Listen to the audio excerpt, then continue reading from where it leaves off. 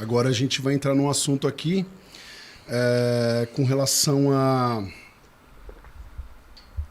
estimulantes em si. Então a gente vai falar do que a gente mais vê em uso, em evidência, que é a cafeína. Legal, legal. Tá?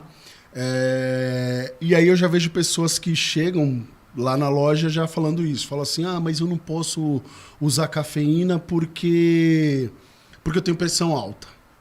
Entendi. E aí você olha para isso e você fala, realmente quem tem pressão alta não pode usar uma cafeína? Não. Na literatura não tem essa conclusão, esse conceito. Assim, a cafeína, a resposta à cafeína, ela é determinada também geneticamente. Então, desculpa, o que acontece? Tem indivíduos que com pouca cafeína têm muita palpitação, têm arritmias atriais. Tem indivíduo que toma 800 mg de cafeína durante o dia e não acontece absolutamente nada. Ou seja, você tem um fenótipo, você tem uma variabilidade interpessoal. Essa é uma coisa. Com relação à hipertensão, não. Agora sim, para quem que cafeína é ruim? Para gestante, para idoso que tem pouco osso, osteopenia ou osteoporose, para criança, para bebê, entendeu? Aí não deve dar cafeína. Agora, e cafeína para quem tem insônia, não precisa nem dizer. O deadline, assim, o último horário que você deve consumir a cafeína é às 11 horas da manhã.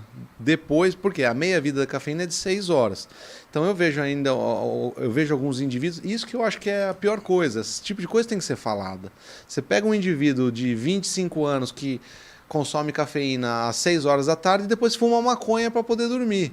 Ele está fazendo cagada 2 vezes. Ele está tomando a cafeína de tarde e depois usando a maconha para ter o efeito vagotônico, o efeito de aumentar o vago para dormir. Então, assim, aí é arritmia 2 vezes, entendeu? Assim, e ainda usa o esteroide. Aí tá tudo errado. Então, agora a cafeína é o termogênico, o estimulante mais consumido, entendeu? Existe, se você for ver, tem uma publicação do British Medical Journal que mostra que reduz câncer, um monte de câncer, reduz demência, reduz câncer hepatocelular, diminui o risco cardiovascular. Então não há correlação entre morte súbita. Agora, claro, overdose de cafeína, aí é outra história, né? Aí tudo bem. Você tem relato na literatura de fibrilação ventricular, arritmia ventricular por conta de overdose. Mas aí são doses muito altas. A dose de até 800 miligramas por dia parece ser segura, entendeu? Mas não acontece que nós temos diversos tipos de cafeína? Sim. Diversas qualidades? Sim. Então muitas das vezes o cara vai tomar aí, sei lá, 420, que é o teoricamente o que a Anvisa permite num suplemento de máximo. Isso. E aí você fala, putz, tomei 420 e fiquei, putz, foi legal pra mim, não, né? Tipo, deu aquele pique e tal. E aí, de repente, você vai pegar de uma qualidade muito superior, 210, e aquilo vai te dar Você falou, você tem toda a razão. Isso daí com todas as drogas, né? Eu sempre conto a história de uma paciente que eu atendi na Unicamp, que fez uma cardiomiopatia, fez uma miocardite por cocaína. Ela cheirava sempre a mesma quantidade de cocaína. Um belo dia mudou o fornecedor. Ela comprou de um outro cara, pagou mais caro, inclusive. Ela cheirou a mesma quantidade de cocaína, o coração dela virou uma bola. Fez uma baita do miocardite. Ou seja, provavelmente aquela cocaína que ela cheirava antes era menos pura. Podia ter talco misturado, umas porcarias misturadas. Entendeu? Então, assim, isso acontece.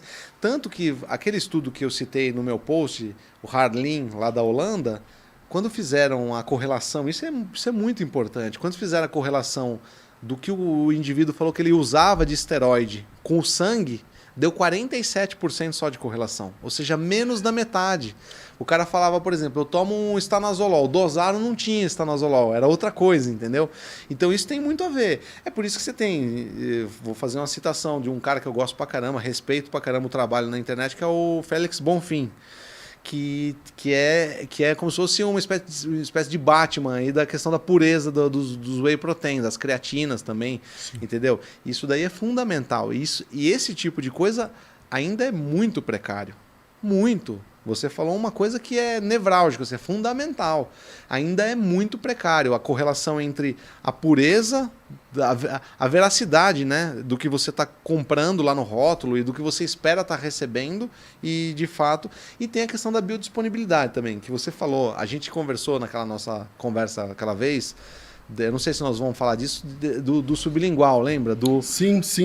Na verdade, era isso mesmo que eu ia perguntar para você agora. Porque, por exemplo, quando a gente fala de cafeína, as pessoas veem simplesmente o nome cafeína em si. Isso. Mas, se eu não me engano, ela vai de 1, 2, 3, não sei o que, até acho que 30 dimetilxantina. Exato. Então, sim. É isso que muda. Parece que a 1, 2, 3 são as melhores, né? O melhor grau. Tanto que você vai encontrar isso geralmente só em suplementação gringa. Exato. Só nos importados. Sim. Por isso que aí você vai tomar uma dose, de um psicótico e você fala, mano, eu tomei, tem um relato meu aqui no meu canal que eu falo para as pessoas, eu falo, mano, você toma e de primeiro momento você fica, tipo, concentrado para não morrer. Depois que passa aquilo ali, eu falo, mano, você faz o treino, que é o pump, a vasodilatação, o pique, que você fala, cara, valeu muito a pena. Sim. Mas é esse negócio, o negócio impacta muito.